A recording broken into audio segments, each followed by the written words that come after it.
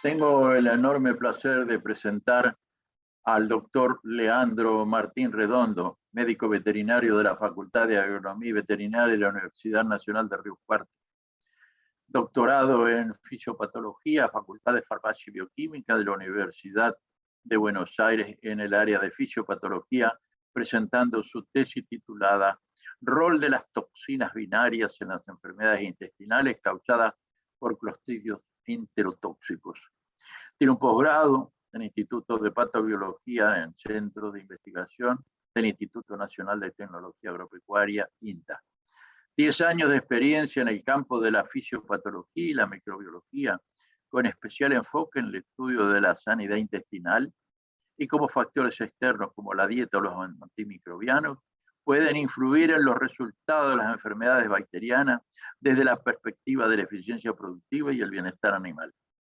Las actividades adicionales incluyen el desarrollo y la evaluación de aditivos alimentarios, no antimicrobianos y estrategias relacionadas para el control y la prevención de enfermedades. Las referencias del doctor Mariano Fernández Miyakawa nos crean gran expectativa. Buenas tardes, mi nombre es Leandro Redondo, soy investigador del Instituto de Patobiología Veterinaria, dependiente del INTA y del CONICET. Antes de empezar, quisiera agradecer a los organizadores y patrocinadores de este evento por invitarme a participar. El objetivo de esta charla es discutir nuevos conceptos asociados a la enteritis necrótica y de qué manera estos nos ayudan a controlar la enfermedad sin el uso de antimicrobianos. La enteritis necrótica es una enfermedad producida por ciertas cepas de Clostridium perfringens en combinación con algunos factores predisponentes. Estos permiten que Clostridium perfringens prolifere, produzca toxinas, ocasionando la necrosis de la mucosa del intestino delgado. El grado en el que se afecta este órgano va a depender en parte de la virulencia de las cepas involucradas y en parte de las alteraciones que produzcan estos factores predisponentes sobre el ambiente intestinal. En línea con esto, la enteritis necrótica puede tener diferentes presentaciones clínicas.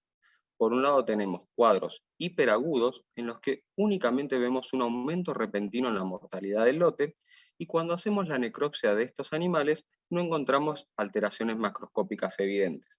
Si uno hace la necropsia de estas aves, es posible encontrar los focos de necrosis típicos de esta enfermedad. Por último, tenemos una presentación subclínica en la que no hay signos clínicos evidentes y lo único que nosotros podemos llegar a percibir es una disminución en el crecimiento y un lote desparejo. Esta enfermedad posee un gran impacto económico para la avicultura a nivel mundial. Se estima que más o menos por año se producen $6.000 millones en pérdidas, aunque tenemos que tener en cuenta que este valor subestima el impacto real de la enteritis necrótica, ya que en este estudio solamente consideraron las pérdidas asociadas a las presentaciones clínicas. Si nosotros consideramos los cuadros subclínicos, las pérdidas asociadas a una disminución en el crecimiento o una peor conversión alimenticia pueden ser mucho más costosas que las mortalidades asociadas a los brotes de enteritis necrótica. Por esto, en un estudio que ya tiene un par de años, pues bastante completo, describen cuáles son los costos reales de la enteritis necrótica subclínica. Por un lado, dicen que en promedio se puede llegar a afectar el 20% del galpón, aunque algunos trabajos hablan de más del 50%, y los animales afectados van a tener no solamente una menor tasa de crecimiento, sino que una mayor conversión alimenticia. En suma, todas estas pérdidas en la producción pueden llegar a estar ocasionando pérdidas de aproximadamente $900 o $1.500 por ciclo y por galpón. Con todo esto, tenemos que entender que la enteritis necrótica, en su presentación subclínica, representa el mayor desafío para la avicultura moderna, sobre todo porque pueden pasar varios ciclos hasta que uno se dé cuenta que tiene un problema instalado en su granja y pueda tomar medidas para corregirlo. La enteritis necrótica es una enfermedad que ya se conoce hace bastante tiempo y está muy asociado a la avicultura intensiva. Sin embargo, en los últimos años ha reemergido como un problema de gran impacto, sobre todo asociado a los cambios en las políticas y estrategias de uso vinculadas a la utilización de antimicrobianos. Para el manejo convencional de la enteritis necrótica, nos basábamos en el uso de antimicrobianos. Por un lado, antimicrobianos terapéuticos para reducir la mortalidad asociada a los brotes de enteritis necrótica clínica, y en el caso de las presentaciones subclínicas, muchas veces no se diagnosticaba, con el uso de antimicrobianos como promotores del crecimiento podíamos disminuir su impacto económico. Eso sumado al control de los factores predisponentes, principalmente la infección por coccidios, el control de otras enfermedades infecciosas o un buen manejo de la dieta y de la higiene, nos permitía reducir el impacto que tenía esta enfermedad sobre la producción avícola. En los últimos tiempos, y en la medida que ha ido aumentando la incidencia de infecciones por microorganismos resistentes a los antimicrobianos, y se ha aumentado la conciencia de cuál es el impacto real de utilizar los antimicrobianos, no solamente en medicina humana, sino también en medicina veterinaria y en producción animal, han ido aumentando las políticas dirigidas para restringir el uso de antimicrobianos con fines no terapéuticos, como puede ser el uso de promotores de crecimiento. Además de esto, tenemos que considerar que muchas de estas políticas han estado dirigidas a desalentar su uso como terapéutico con el fin de promover un uso racional y tenerlos como una última medida de control de las enfermedades. Además de esto, tenemos que considerar que los mismos consumidores de productos de origen animal cada vez empiezan a demandar mayores productos sin el uso de antibióticos. Como podemos ver en los gráficos de la derecha, se observa que en la avicultura de Estados Unidos se han ido desplazando desde producciones convencionales en las que se usaban antimicrobianos terapéuticos y promotores de crecimiento hacia sistemas de producción libres de antibiótico o con uso restringido, que en estos gráficos los ven representados en rojo y verde. Más allá de que existen varias controversias en cuál es el rol que tiene la producción animal en la selección de microorganismos resistentes de importancia clínica, tenemos que considerar que los antimicrobianos promotores del crecimiento no siempre son tan efectivos como uno cree. Por ejemplo, en un estudio que realizó nuestro grupo hace unos años, nos encontramos que los aislamientos de Clostridium perfringens obtenidos en varias granjas de nuestro país mostraban niveles de resistencia muy altos a los antimicrobianos promotores del crecimiento que se usan con mayor frecuencia en ese momento. Incluso antimicrobianos que eran poco usados en ese momento también mostraban niveles de resistencia preocupantes. Además de la alta prevalencia de aislamientos resistentes, muchos de estos aislamientos también mostraban niveles de resistencia varias veces por encima de los puntos de corte. De vuelta, considerando que estos antibióticos uno cree que no tienen demasiada importancia en la clínica, tenemos que pensar que muchas veces los aislamientos que son resistentes a los antibióticos promotores del crecimiento también presentan susceptibilidades reducidas a antimicrobianos de importancia clínica. Y a su vez, los genes determinantes de esta resistencia se agrupan en paquetes presentes en plásmidos u otros elementos móviles que pueden ser transferidos hacia otras cepas de Clostridium perfringens o incluso hacia otras especies bacterianas, incluyendo especies de importancia para la salud pública. El otro problema que tenemos con estos antimicrobianos, que durante mucho tiempo se supuso que no tenían impacto en la medicina, fue que no se avanzó en el estudio de los mecanismos de resistencia involucrados, lo que nos dificulta entender cuál es el impacto real de estas resistencias, no solamente en producción animal, sino también en salud pública. Con todas estas situaciones, las demandas de los consumidores, las políticas restrictivas, cada vez resulta más difícil plantearse de qué manera podemos controlar no solo la enteritis necrótica, sino otras enfermedades infecciosas.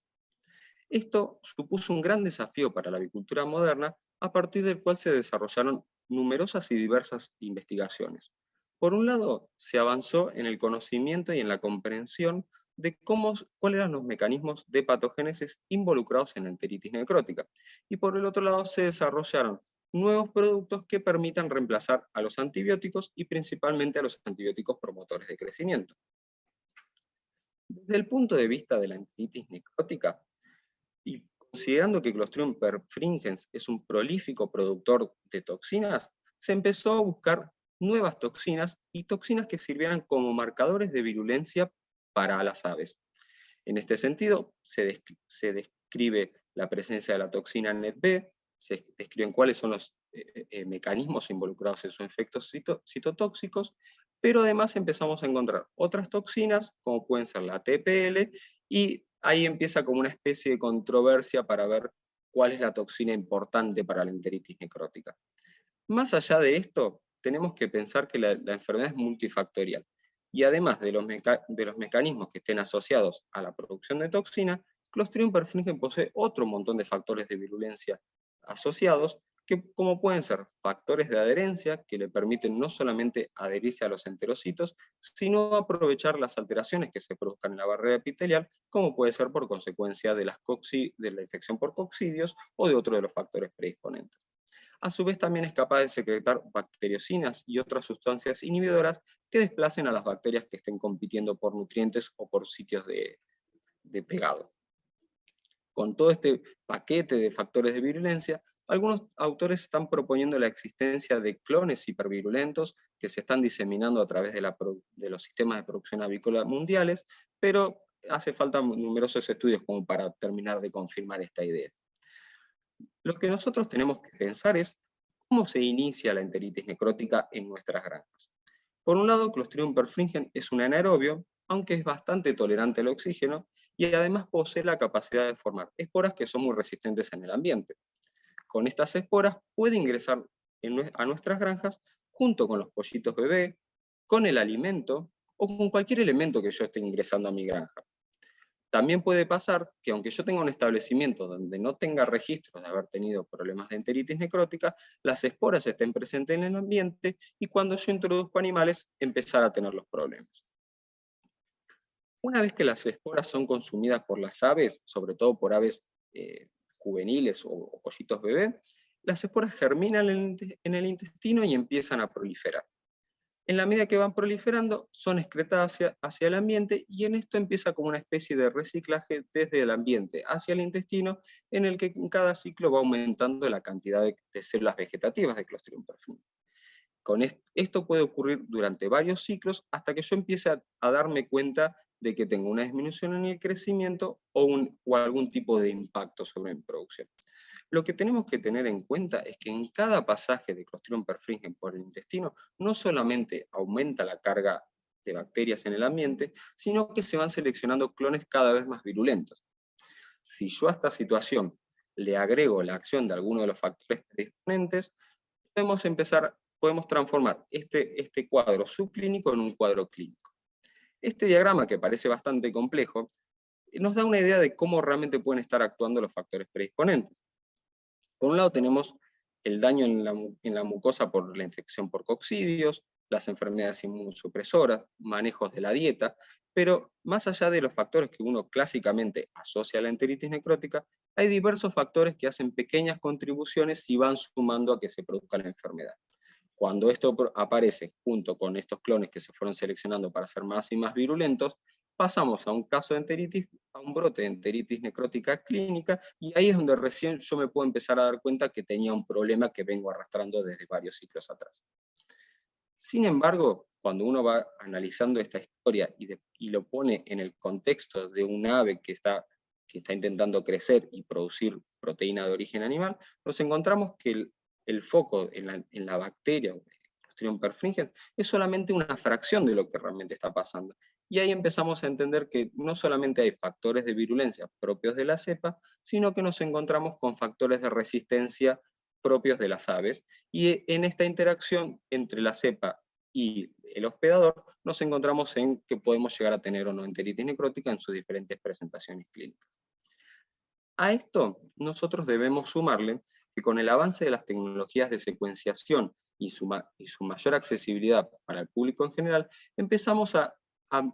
generar nuevos conceptos. Pasamos desde la visión clásica de un intestino o un sistema digestivo que estaba únicamente dedicado a la función digestiva y en el que sabíamos que podía existir algunas especies bacterianas, pasamos a una visión en la que entendemos que el intestino es un ecosistema complejo donde conviven varias especies de bacterias y otros microorganismos que se están enviando señales no solamente entre ellas, sino hacia el hospedador. Y a través de estas señales no solamente modulan la función digestiva, sino que también pueden afectar la función de diferentes sistemas, como puede ser el sistema inmune o el sistema endocrino. Con todo este sistema y estas intercomunicaciones, Clostridium perfringens tiene la posibilidad de manipularlas a su favor. Por ejemplo, en este estudio lo que podemos ver es que los pollos infectados por Clostridium perfringens poseen una microbiota intestinal muy diferente a la de los pollos sanos. Por ejemplo, en los gráficos ubicados a la izquierda arriba, vemos que los pollos infectados con Clostridium perfringens, representados por círculos rojos, son muy diferentes a los pollos sanos, identificados por cuadrados azules. En estas microbiotas diferentes, vemos que disminuye la abundancia relativa de especies bacterianas que uno tradicionalmente considera como benéficas, como pueden ser los lactobacillus u otras especies del género Clostridium. Para resumir los cambios asociados en la microbiota, asociados a la infección por Clostridium perfringens, nos podemos encontrar que en estos animales tenemos una menor abundancia de lactobacillus, que, como ya dijimos antes, compiten con Clostridium perfringens y además secretan sustancias inhibidoras. Otros clostridios que no producen enfermedad y ocupan los mismos lugares dentro del ambiente intestinal. Grupos de bacterias que, aunque no tengan un efecto directo sobre Clostridium perfringens, son productoras de ácidos grasos de cadena corta que tienen un efecto estimulante sobre la salud intestinal. Y con todos estos factores es donde empiezan a actuar los factores predisponentes, generando modificaciones muy similares a las que hace Clostridium perfringens. Y en esta situación le facilitan la colonización del intestino y su posterior proliferación.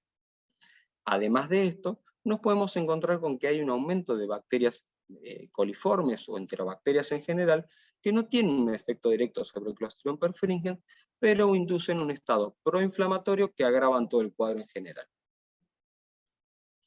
Todo esto empezamos a entender que la patogénesis de la enteritis necrótica es muy compleja y depende de la interacción de múltiples factores que van a estar condicionando no solamente la virulencia de las cepas de Clostridium perfringens, sino que también van a afectar la capacidad de resistencia que tengan nuestras aves, y en toda esta interacción va a estar involucrada la microbiota, que puede actuar o favoreciendo las defensas o favoreciendo la virulencia de Clostridium perfringens. Nosotros tenemos que tener en cuenta que cualquier medida de manejo o aditivo que estemos usando, como incluso lo fueron los antibióticos promotores de crecimiento en su momento, vamos a estar afectando este equilibrio. Por lo que debemos pensar que la ocurrencia de la enteritis necrótica va a ir dependiendo de mantener este balance entre la virulencia de Clostridium perfringens y la capacidad de resistencia, no solo del hospedador, de nuestras aves en general, sino de la microbiota que esté residiendo en el intestino de esos animales. En este sentido, tenemos que plantearnos de qué manera nosotros podemos influir en ese equilibrio sin utilizar los antibióticos promotores de crecimiento o usando los antibióticos únicamente como una última medida. Por un lado es revisar nuestras estrategias de manejo y dirigirlas hacia no depender tanto de los antimicrobianos, y por el otro lado desarrollar productos que sean alternativos y que nos permitan reemplazar a estos antimicrobianos. Si lo pensamos desde el lado del manejo, tenemos que tener claro que la enteritis necrótica es una enfermedad de manejo. Entonces, cualquier medida que contribuya a que las aves estén mejor, me va a reducir la incidencia de enteritis necrótica. Por ejemplo, si yo reviso mis medidas de bioseguridad y controlo los ingresos a mi granja, voy a estar reduciendo no solo la entrada de cepas hipervirulentas de Clostridium perfringens, sino que también voy a estar controlando los factores predisponentes. En esto también tengo que controlar el manejo dentro del galpón, considerando tener una densidad de población adecuada a las condiciones que tiene mi establecimiento, y controlar la calidad ambiental, regulando la humedad, la temperatura, la presencia de amoníaco. Pero con todo esto tengo que tener mucho cuidado y no utilizarlo como una excusa para decir que sin el uso de antimicrobianos voy a ver comprometida mi producción. La idea de esto es repensar la avicultura para volver a definir este equilibrio que hablábamos antes entre las cepas hipervirulentas y la resistencia de nuestros animales. Cuando uno piensa en productos alternativos, más allá de lo que estábamos hablando de las estrategias de manejo, tenemos que pensar en productos que produzcan los mismos beneficios que en su momento producían los antibióticos promotores del crecimiento.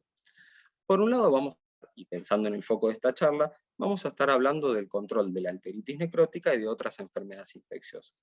En esto también tenemos que tener en cuenta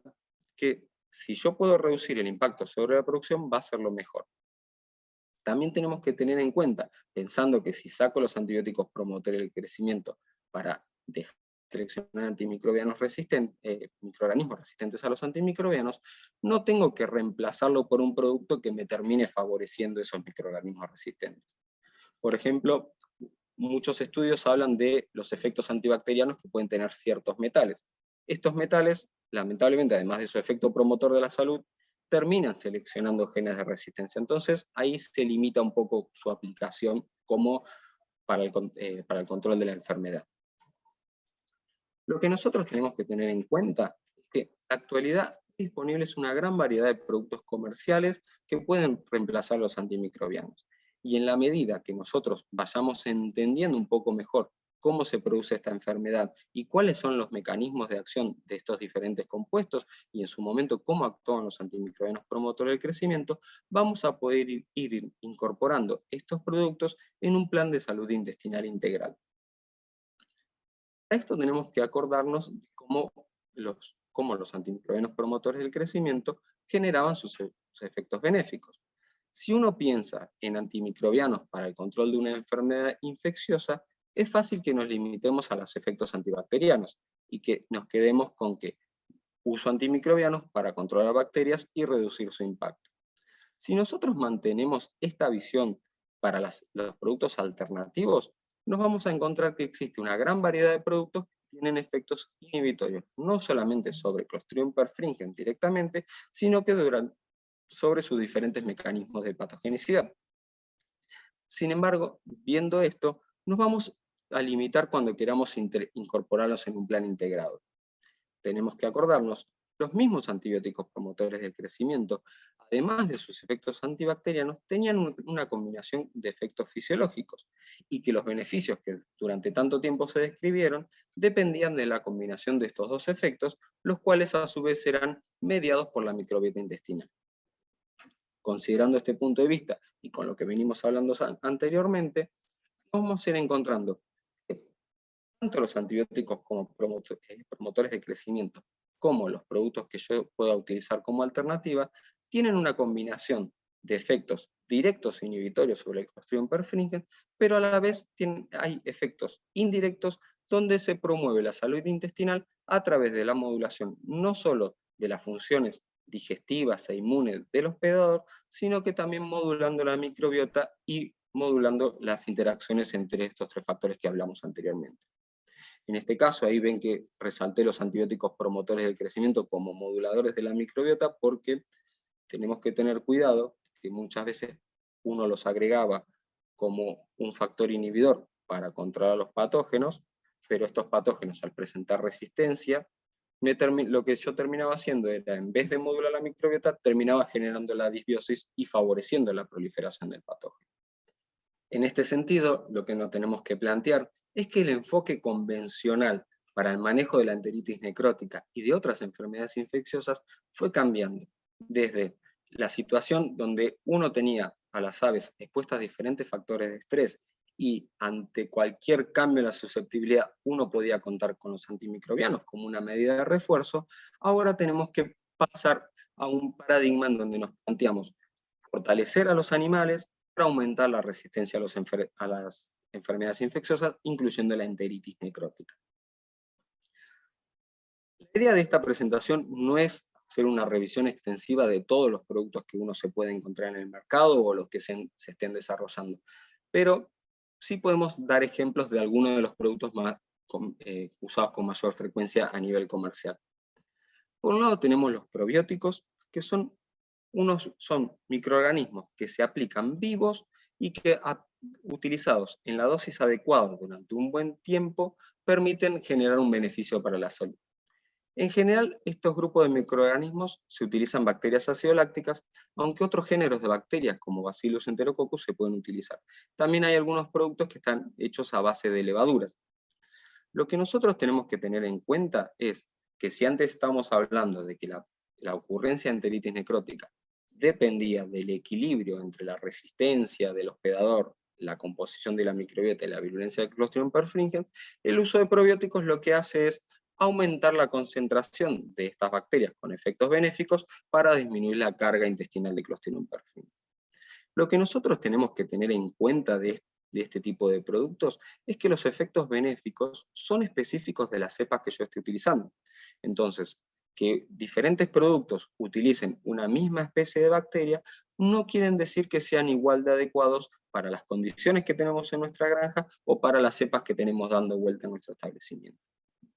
Los mecanismos de acción que tienen este tipo de productos incluyen, por un lado, un efecto directo contra Clostridium perfringens. Lo que hacen es desplazar a las cepas patógenas mediante un mecanismo de exclusión competitiva.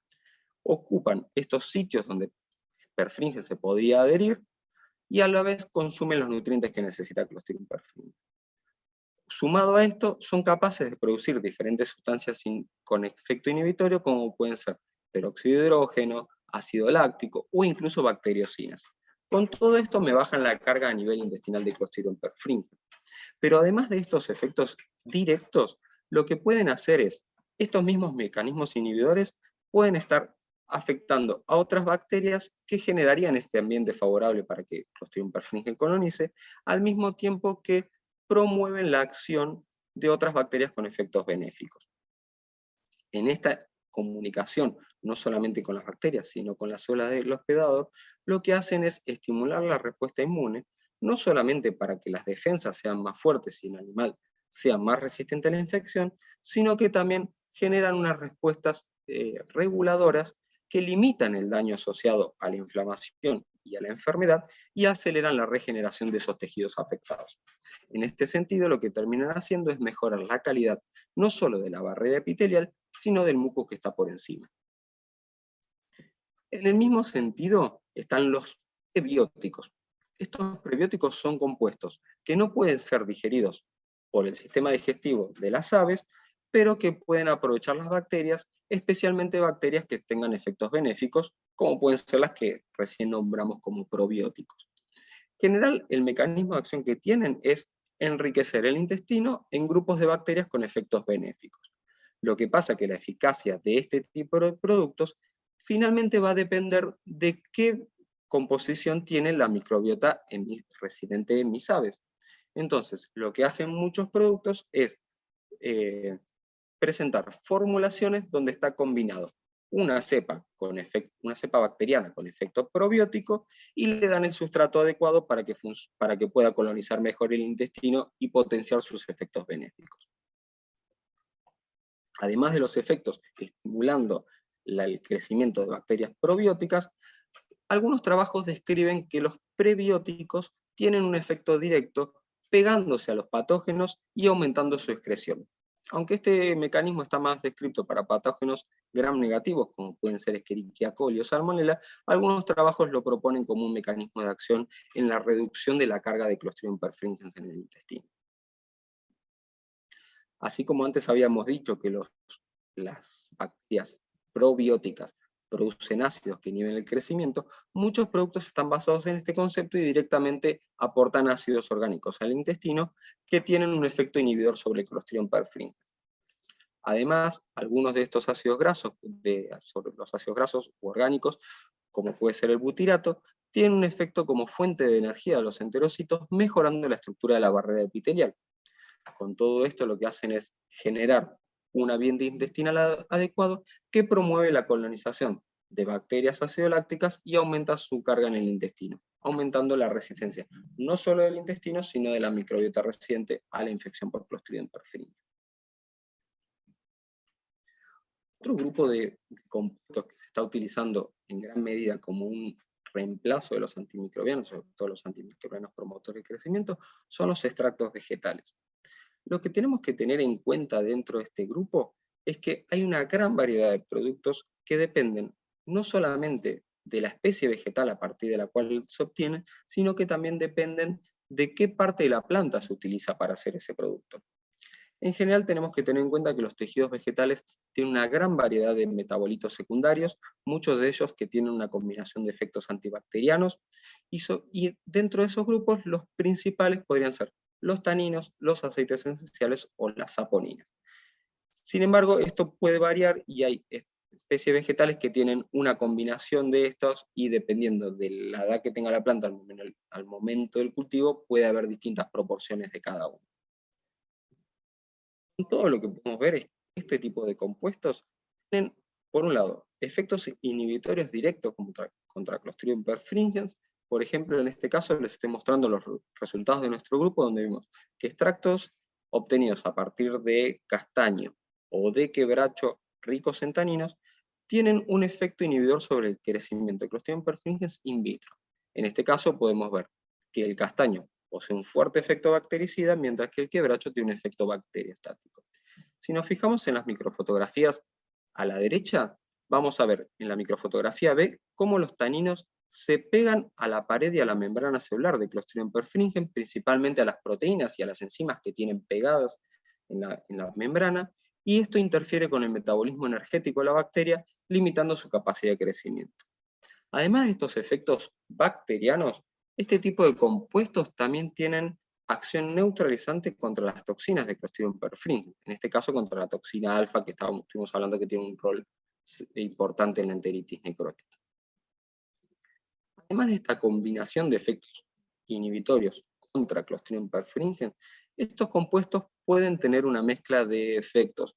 inhibitorios contra algunos componentes de la microbiota intestinal, al mismo tiempo que pueden tener una especie de efecto prebiótico sobre otros grupos. De esta manera, lo que van a hacer es disminuir la carga de bacterias que producen efectos nocivos, como pueden ser las enterobacterias, y favorecer el crecimiento de algunas especies como lactobacillus o productoras de ácidos grasos de cadena corta. Además de este efecto antimicrobiano y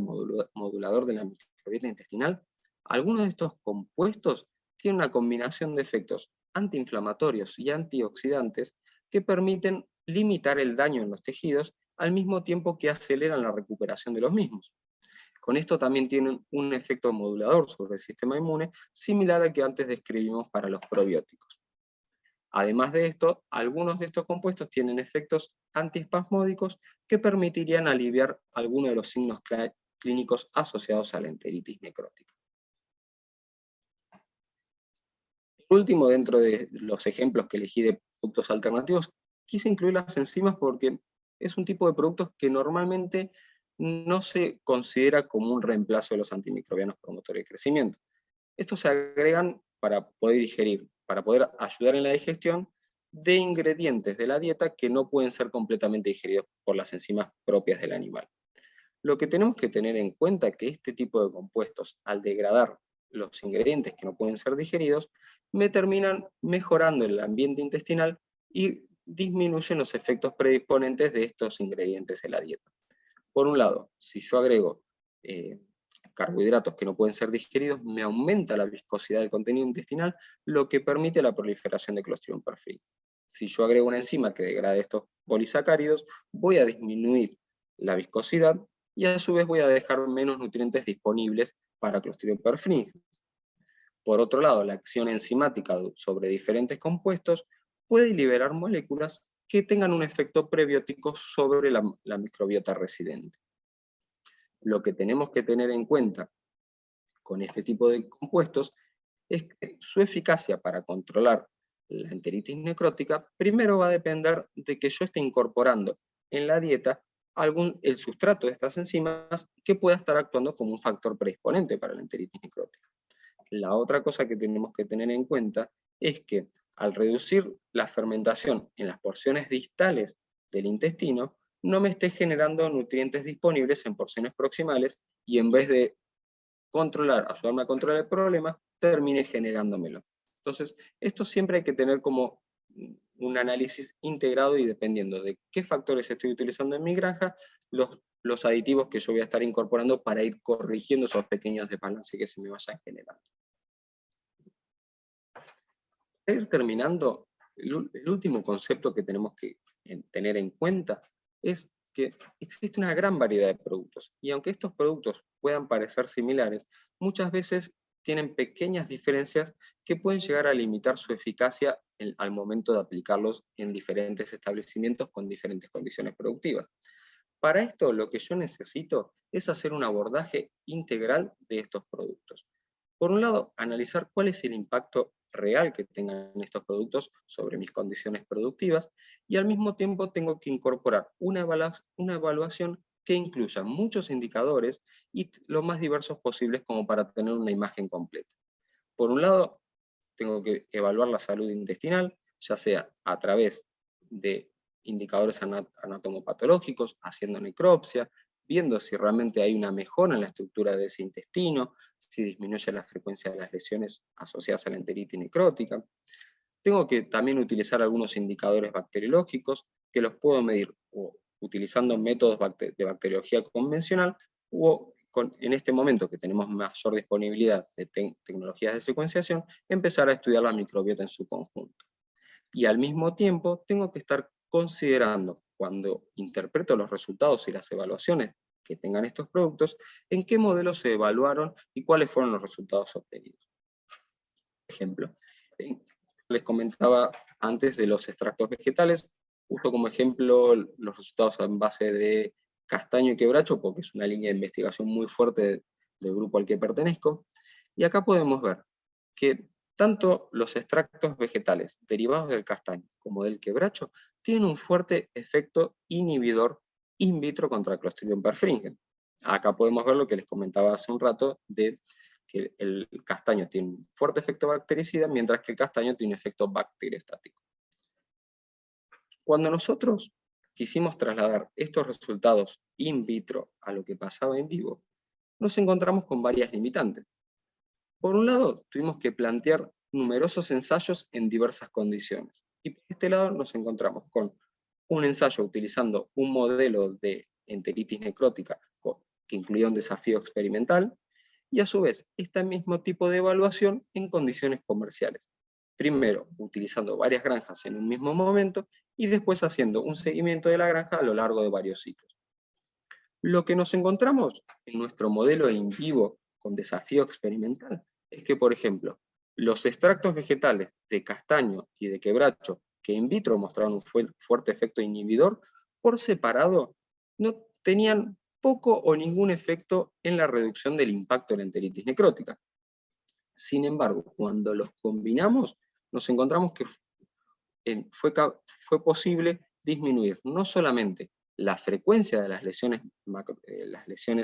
de enteritis necrótica a nivel de intestino delgado, sino que también se disminuyó la severidad de las mismas. Estos resultados también fueron reproducidos en condiciones comerciales, y nos encontramos tanto el uso de esta combinación de extractos ricos en taninos producía mejores resultados que un antibiótico promotor de crecimiento. Para terminar, y los mensajes que tenemos que tener en cuenta al momento de evaluar estos aditivos para controlar la enteritis necrótica, es importante que recordemos que la enteritis necrótica es una enfermedad compleja en la que van a estar involucrados numerosos factores, tanto de la cepa como del hospedador y de la microbiota residente. Entonces, si nosotros queremos incorporar algún aditivo que solamente esté actuando a un solo nivel, nos va a dificultar lograr un control completo de la enfermedad. Y tenemos que tener en cuenta que si ya no vamos a usar antibióticos para controlar la enfermedad, vamos a requerir un abordaje integral considerando todos los factores que venimos hablando. Finalmente tenemos que considerar que todos los productos disponibles comercialmente en la actualidad tienen que ser evaluados en diferentes condiciones, y tenemos que estar seguros que sean adecuados para las condiciones que tenemos presentes en nuestros establecimientos. Y sobre todo tener en cuenta cuáles van a ser las capacidades de esos aditivos, en qué situaciones los puedo usar, y realmente cuál va a ser el alcance de sus beneficios. Para terminar, quisiera agradecer a los miembros de mi equipo, este es un grupo donde hay veterinarios, biólogos, bioinformáticos, bioquímicos, que nos permite tener un abordaje multidisciplinario de todas estas cuestiones que discutí hoy y otros problemas que estamos investigando. Finalmente, muchas gracias, quedo atento a sus preguntas.